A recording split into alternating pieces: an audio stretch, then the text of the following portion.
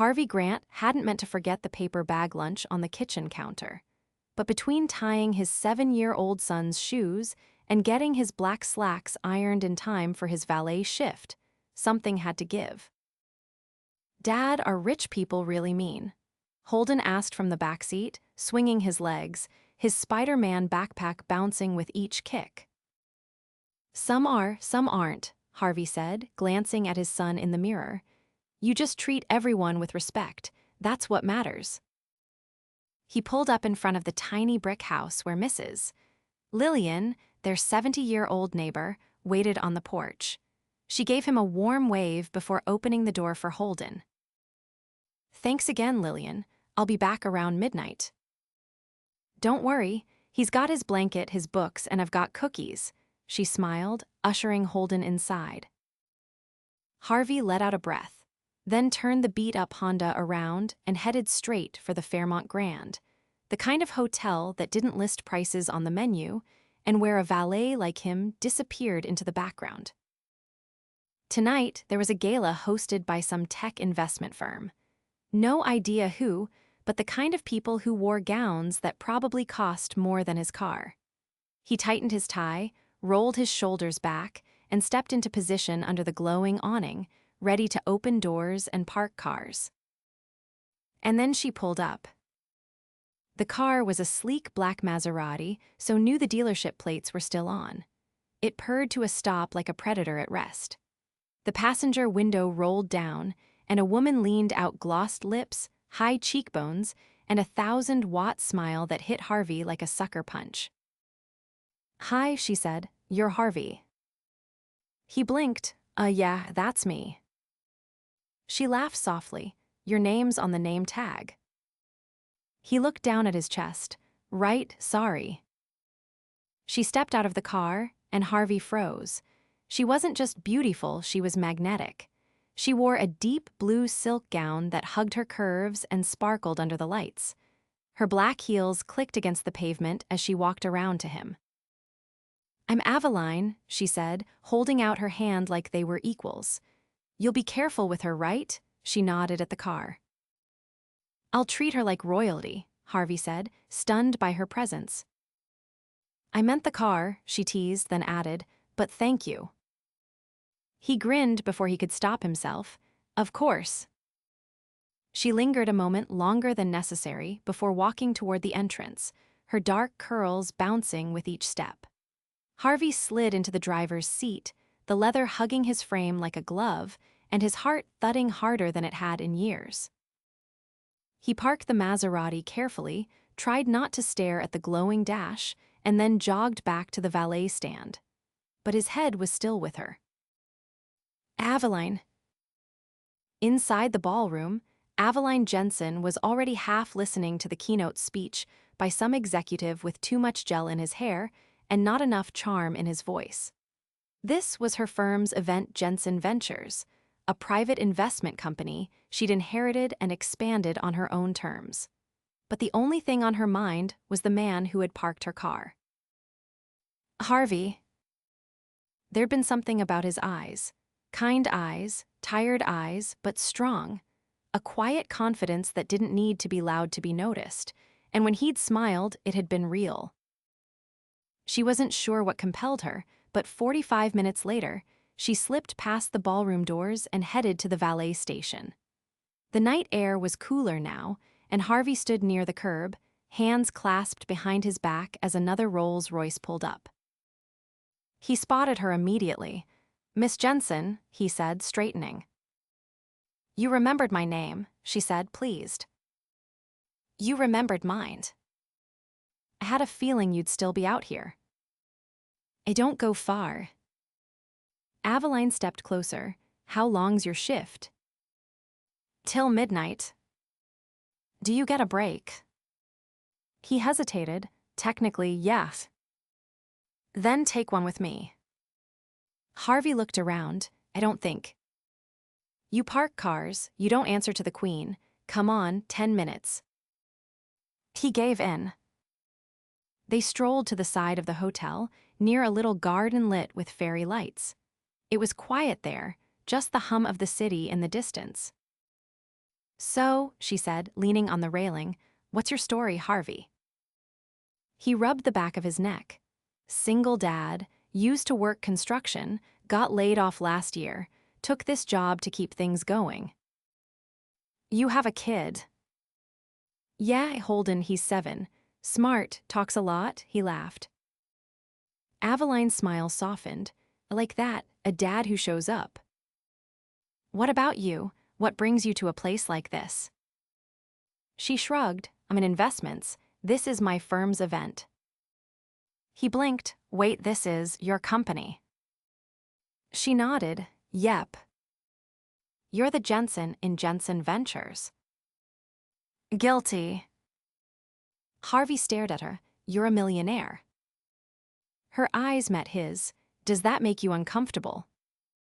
He thought about it. "No, just surprised." "Good, like you not caring." They stood in silence for a moment. Then she said, "Can I ask you something else?" "Sure." "Have you ever just wanted to do something crazy?" He laughed. "Every day." "Then let's do something. Tomorrow, dinner. Somewhere not Valet approved." He blinked again. "Are you asking me out?" "I'm a millionaire. Get what I want." He grinned. "All right, but I pay." "We'll see." When she finally walked back into the gala, Harvey stayed in that garden a few seconds longer, the scent of her perfume still in the air. He didn't know it yet, but that 10-minute break just changed his whole life. Harvey had never worn a dinner jacket that didn't come from a clearance rack, but the one Aveline sent him that afternoon arrived in a sleek black garment bag with a handwritten note tucked into the pocket. "Thought this might save you a trip. Dinner at 7, I'll pick you up, eh?" He stared at the note for a long moment before hanging the jacket carefully in the narrow hallway and checking the time. Lillian had already agreed to keep Holden overnight since she was heading to her niece's in the morning anyway, and Holden had practically leapt into her arms at the idea of sleeping over. Still, Harvey packed his son's favorite dinosaur pajamas and a book for bedtime, slipping it into a bag and walking him next door just before 6. "You sure you're okay with this?" he asked as Lillian opened the door with a knowing arch of her brow. "I've raised 4 boys. One more won't hurt," she said, her voice warm. "You go have your night, and change your socks. That's good advice for any man headed to dinner with a woman who sends Armani in advance." He laughed, kissed Holden's head, and walked back through the dusk with a strange flutter in his chest. He hadn't been on a date in nearly 3 years. Certainly not with a woman like Aveline, a woman who moved through the world like she'd built it herself. By 7, he was dressed and waiting near the curb when a silver town car pulled up. The back door opened, and there she was. Not in a gown this time, but in a soft cream blouse and tailored navy trousers, her hair swept back in a low twist. She looked less like a CEO and more like someone who'd stepped out of a European art film. "You clean up well," she said, eyes scanning him once before she slid over to make room. "I had help," he replied, settling beside her. They drove without a word for several streets, the silence not awkward, just charged. He glanced around as they turned onto a quiet street lined with lanterns and ivy-covered buildings. "This doesn't look like a restaurant," he noted. "It's not." The car stopped in front of a wrought iron gate, and Aveline stepped out, leading him through a garden path that opened onto a wide stone terrace. A long table for 2 sat beneath a canopy of string lights, soft classical music humming from hidden speakers. A private chef stood near a portable kitchen, plating something fragrant. "You did all this?" Harvey asked, stunned. "Technically, Pierre did the heavy lifting, but yes, wanted our first dinner to be ours, not surrounded by strangers." He stared at the setting, then back at her.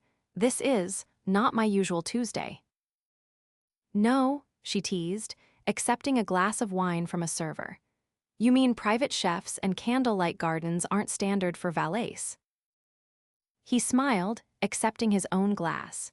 Usually, just microwave something and fall asleep halfway through a game show. Sounds thrilling, she said, raising her glass. 2. Departures from routine. He clinked his glass to hers. To surprises.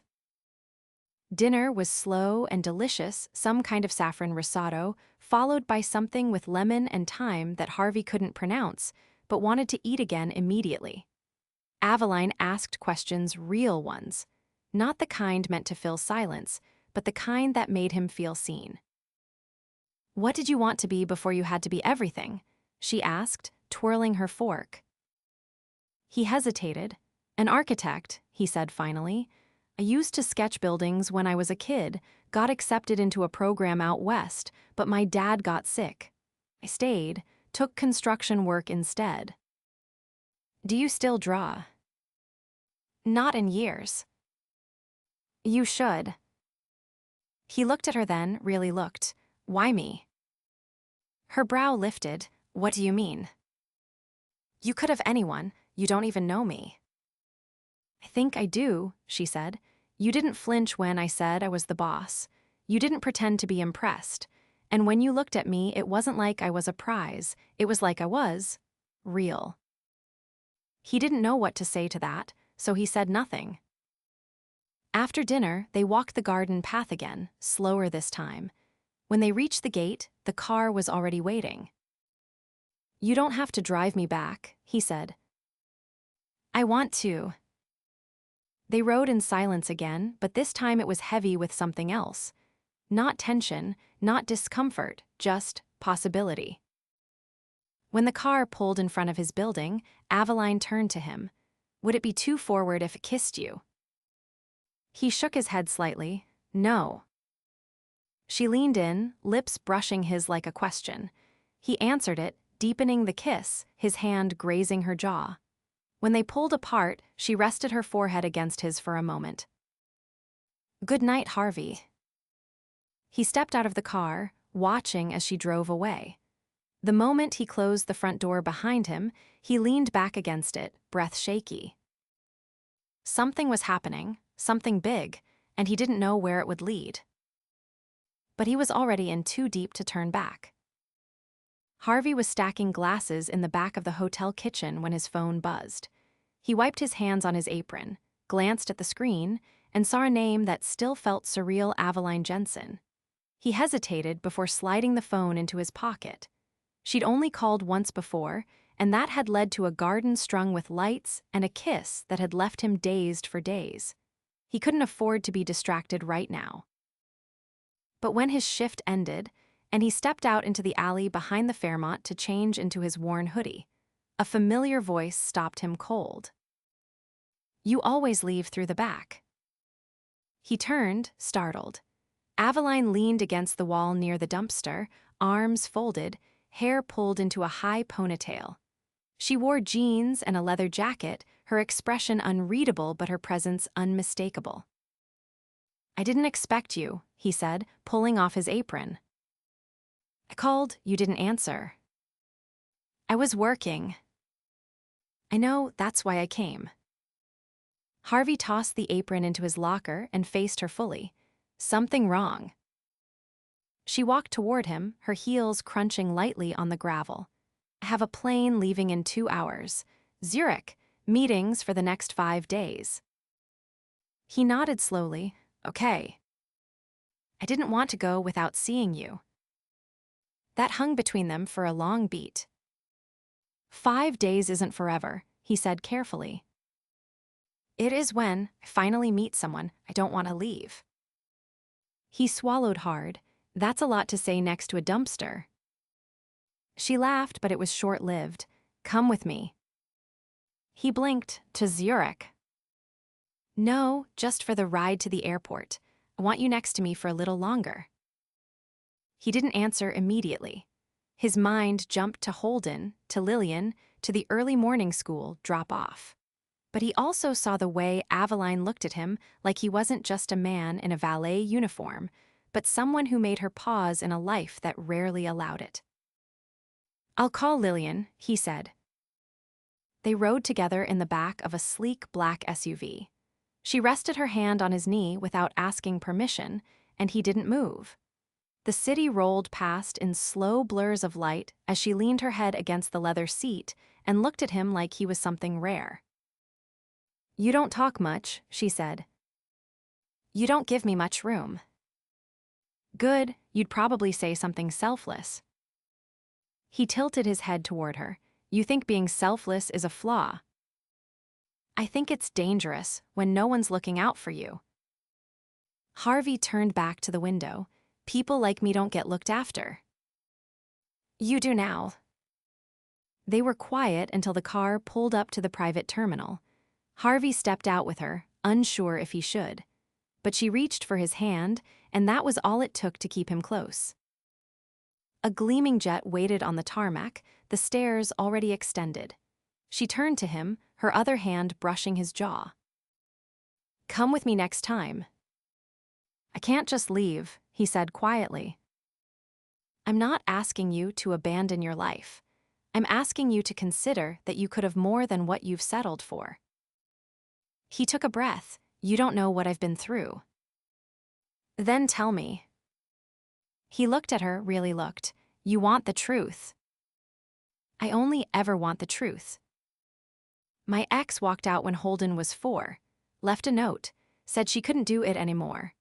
I worked double shifts, sold tools, pawned my mother's wedding ring to keep the lights on. I've got nothing in savings, nothing for emergencies, and I'm one flat tire away from losing everything."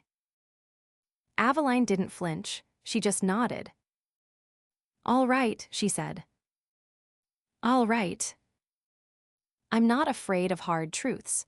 I'm afraid of people who pretend they don't have any." She kissed him again, this time deeper, the wind from the engines rushing around them. When she pulled away, her eyes were fierce. "I'll call," she said. "You better." As he watched her ascend the stairs, he felt something unfamiliar wrap around his chest, not fear, not longing, but hope.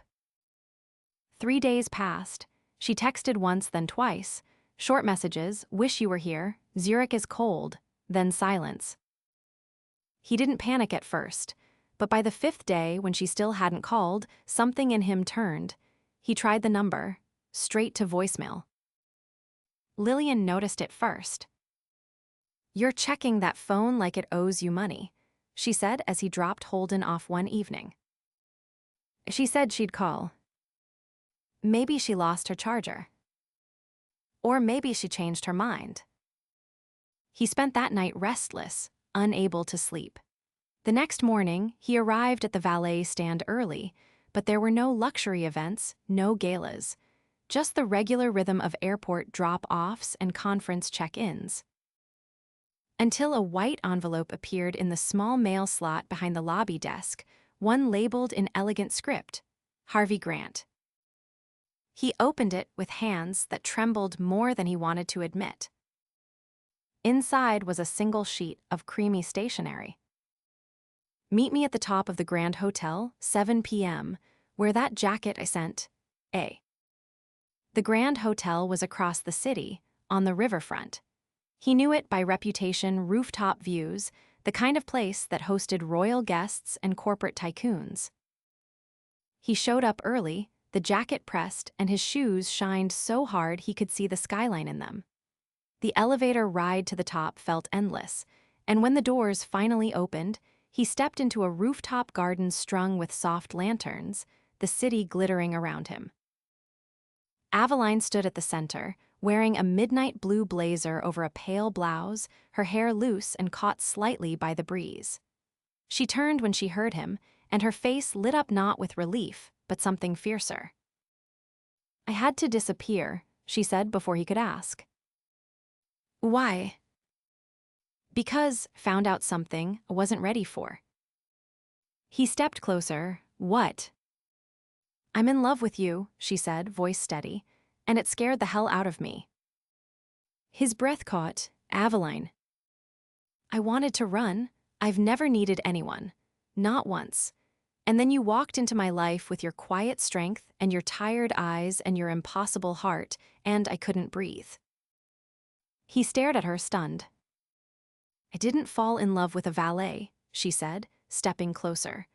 I fell in love with the man who never once asked for anything but gave everything anyway. He reached for her slowly, brushing his fingers against hers. I didn't think I'd ever have someone say that to me. You do now. And when he pulled her in and kissed her beneath the lanterns, with the city spread out beneath them like a blessing, he knew it wasn't a dream. It was the beginning of everything. Aveline's hand tightened around Harvey's as they stepped into the gallery, where the soft hum of strings floated through the air and guests drifted past sculptures lit like constellations. She hadn't told him much, only that tonight wasn't just about a showing. It was something more. He kept close, the subtle weight of her palm grounding him as they moved through the space. He wore a crisp charcoal suit she had sent to his apartment that morning, a different cut than the first one, tailored to his shape as if she'd memorized it. He hadn't asked how she knew his measurements. He didn't need to. With Aveline, nothing ever seemed accidental. At the far end of the gallery, a small crowd gathered near an installation framed in gilded brass. Aveline guided him closer, her breath a whisper against his ear. I've been working on something, quietly. Harvey's gaze landed on the sketch. A city skyline, familiar yet dreamlike, bathed in golden light. The lines were unmistakably his. He took a step forward, stunned. These are mine, he said, eyes darting to the next frame. Another design, a rooftop garden. Then a small library carved into the side of a hill, something he'd drawn years ago and tucked away in a shoebox under his bed. You left your sketchbook at my place, Aveline said softly. I didn't mean to look, but when I did, couldn't believe you weren't building these somewhere. How did they get here? I showed them to Aveline Chen. She's the head curator of this exhibit. She thought they belonged in the Architectural Futures showcase. Without asking me. I didn't want you to say no out of habit. I wanted you to see what it felt like to be seen. He stared at the images, the lines he'd drawn in exhaustion, in silence, in the rare late hours after Holden had fallen asleep. They looked different here, sacred, like someone had pulled them from the shadows and set them in light. I don't know what to say. Don't say anything, she said, just take it in. A journalist approached, asking if he could quote Harvey's thoughts on the design process. Harvey hesitated, but Aveline gave a subtle nod, stepping aside without a word. He spoke carefully, unsure at first, but as the questions kept coming, something shifted. He stood straighter, answered with more certainty. By the time the journalist moved on, Harvey felt his heartbeat slow into something steadier. I've never had my name on a wall before, he said, as Aveline returned to his side. You'll get used to it. The next morning, Harvey stood in front of a modest brick building 2 blocks from the Fairmont. Aveline had sent him the address without explanation. He'd expected a coffee shop, maybe a boutique she wanted help renovating. He didn't expect a 2-story workspace with floor-to-ceiling windows and a hand-lettered sign on the door that read, Grant Studio Design and Build. Inside, the space was empty except for a large drafting table, a worn leather couch, and a stack of brand-new sketchbooks. I leased it this morning, Aveline said behind him. You'll need a place to start. He turned to face her. Aveline. No strings, no expectations, just a space. For you. He stepped inside, running his hand along the edge of the table. You think I can just become an architect overnight. I think you already are one. He didn't answer, but the silence between them held something different now. Not uncertainty, not fear, but momentum. Later that week, she came to the house. Not with a gift, not with an agenda, just herself. Holden greeted her at the door with a grin that stretched to both ears. I made you a drawing, he announced, thrusting a page of overlapping crayon lines toward her. Abstract, I love it, she said, crouching to his level. Is that a spaceship? No, it's our house, with you in it. Harvey watched her blink, then smile, folding the drawing carefully like it was something priceless. They had dinner on the porch. Nothing fancy. Roast chicken, apple slices, and the bottle of wine she'd brought in a brown paper bag. After Holden went to bed, she sat beside Harvey in the quiet, their knees touching. "I used to think I had to do everything alone," she said. "That needing someone meant I'd lose control." "What changed?" "You." A week later, the studio opened. Harvey's first client was a local bookstore owner who wanted to turn an empty lot into a reading garden. The second was a retired teacher hoping to renovate her sunroom. Nothing flashy, nothing that made headlines, but they were his, and that mattered more than anything else. He still picked up shifts at the Fairmont twice a week, less for the money, more for the rhythm. But now, when he parked a car, he did so knowing his name was etched on a door somewhere. A small space in the city that had once overlooked him entirely. Aveline never tried to change him. She just gave him room to become himself. And that, more than all the gifts or gestures, was what made him fall. On a warm evening in late spring, he took her to the garden where they'd first sat during the gala. The string lights were still there, though dimmed now by age. He'd brought a blanket, a thermos of tea, and something else he hadn't shown her yet. She leaned against him, her head on his shoulder. "Is this where you fell for me?" "No," he said. "That happened when you asked about my kid instead of my job." She laughed, soft and close. He reached into his coat pocket, his hand brushing the velvet box hidden inside. "I don't have a yacht," he said, "or a private jet, or anything with your kind of shine." She turned to him, brow raised. "But I have this life, and I want you in it, not as a visitor, not as a sponsor, as mine." He opened the box. Inside was a simple gold ring, engraved with a single word, "Always." She didn't cry, she just nodded, her voice thick. "Yes." They married in the garden 3 weeks later, surrounded by people who had nothing to prove and everything to celebrate. Holden carried the rings. Lillian gave a toast that made everyone laugh and then cry. And when Aveline took Harvey's hand during the vows, she didn't promise riches or perfection. She promised roots, a home not built on marble but truth. Harvey never stopped parking cars, or drawing late at night, or showing up for the people who mattered. But now, when he looked at the woman beside him, he didn't feel like a man who'd lucked into something he didn't deserve. He felt like a man who had finally come home. Harvey stood in front of the mirror, adjusting his tie with slow precision.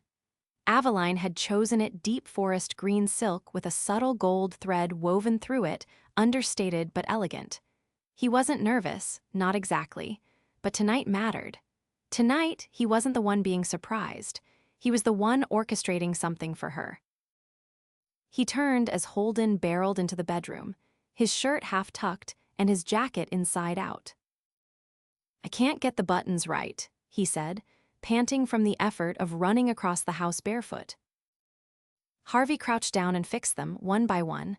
"Big night, you ready?" Holden nodded. "Are we really going to a rooftop again?" "Not just any rooftop, this one's special." Holden stared at him. "Are you going to dance with her?" "I might." "Are you going to kiss her again?" Harvey grinned. "Probably." "Gross." He tousled his son's hair. "Go grab your shoes, Lillian's waiting downstairs." Once the boy ran off, Harvey opened the top drawer of his dresser. Inside was a small box walnut with brass hinges. He slipped it into his pocket, then headed out the door. The rooftop he had rented stood atop the old Art Deco building Aveline had mentioned once during a lazy morning in bed. She had said it was the first place she'd ever pitched a deal nervous, and 22, standing in heels too high and a blazer that didn't quite fit. He had remembered every word. Now it was transformed. A canopy of linen sails stretched above them, fluttering gently in the breeze. Warm light from suspended lanterns cast soft golden patterns across the rooftop, and a small live quartet played something low and melodic in the corner. No press, no crowd, just intimacy and thoughtful detail. When Aveline arrived with Holden, her eyes widened. She wore a soft gold dress that shimmered as she moved, her hair pinned back in a loose twist. She looked at Harvey and said nothing for a moment, then reached for his hand. "You remembered this building." "I remember everything you don't think I'm listening to." Holden tugged on Aveline's arm. "There's a chocolate fountain." She laughed. "Of course there is." Harvey led her to the center of the rooftop, where a small table was set for 3. He pulled out her chair and waited until she was seated before sitting beside her. The meal was simple, her favorite gnocchi with sage brown butter and a citrus salad with fresh mint. No servers hovered, just a single chef in the far corner who nodded once, then disappeared behind the curtain. "Where did you find him?" she asked. "I built the kitchen myself. Hired the chef from that place in the West End you're always talking about." She tilted her head. "I didn't think you were listening when I mentioned that place." "I was." Later, as Holden curled up on the cushioned bench to watch the stars while nursing a plate of strawberries, Harvey stood and held out his hand to Aveline. "Dance with me." She slid her hand into his without hesitation and followed him to the center of the rooftop. The quartet shifted to a slower melody, and he pulled her close, one hand at her waist, the other laced with hers. "I've never had anyone throw me a party," she said softly. "I didn't throw you a party. I gave you a night." She leaned her head against his shoulder. "I used to think I'd always live my life in glass towers, looking down at everything. You made me want to build something real, on the ground, with roots." He stepped back slightly, reached into his pocket, and pulled out the walnut box. "I know we're already married, and I meant every word I said that day, but I didn't ask you the way I wanted to." He opened the box. Inside was a second ring platinum, but simple, elegant. On the inside, engraved in small cursive, was the phrase, "For every ordinary day that feels like magic." "This is the version where I get down on one knee," he said. She covered her mouth, tears brimming in her eyes. "Harvey, we're already." "I know, but this is for the days after. For the mornings when we're tired, for the nights we fight, for the middle of our story, not the beginning." He knelt. "Will you keep choosing me, even when there's dishes in the sink and the magic's worn thin?" She dropped to her knees with him, laughing through her tears. "I will." They kissed again, not like the first time, not like the rooftop after Zurich. This one was slower, deeper, the kind of kiss that said, "I know you, I see you, and I'm staying." Holden clapped from the bench. "You're going to kiss again, aren't you?" They both laughed, pulling him into their arms. Weeks passed. The studio grew, slowly but steadily. Harvey took on a project building a community arts center, funded in part by Aveline's foundation, but only after she made it clear to the board that it had nothing to do with favoritism and everything to do with merit. Harvey's designs spoke for themselves now. He didn't need charity. He needed opportunity. And he got it. Aveline stepped back from the day-to-day at Jenson Ventures. She didn't quit, she restructured. Appointed a new managing director, moved her office into a smaller space downtown near the studio. She still took meetings, still negotiated deals, but she no longer worked to prove anything. She had nothing to prove. Lillian became Holden's honorary grandmother. She taught him how to bake banana bread and how to knit uneven scarves. Harvey surprised her with a new porch swing, built with his own hands, which made her cry more than she cared to admit. On a summer evening a year later, the 3 of them stood together on the front lawn of their new house, modest, but warm, with a wraparound porch and a garden Holden insisted on watering every morning. Aveline wore a sundress, barefoot in the grass, while Harvey grilled sausages and Holden chased fireflies. There was no music, no lanterns, no rooftop. Just the sound of laughter and the scent of rosemary in the air.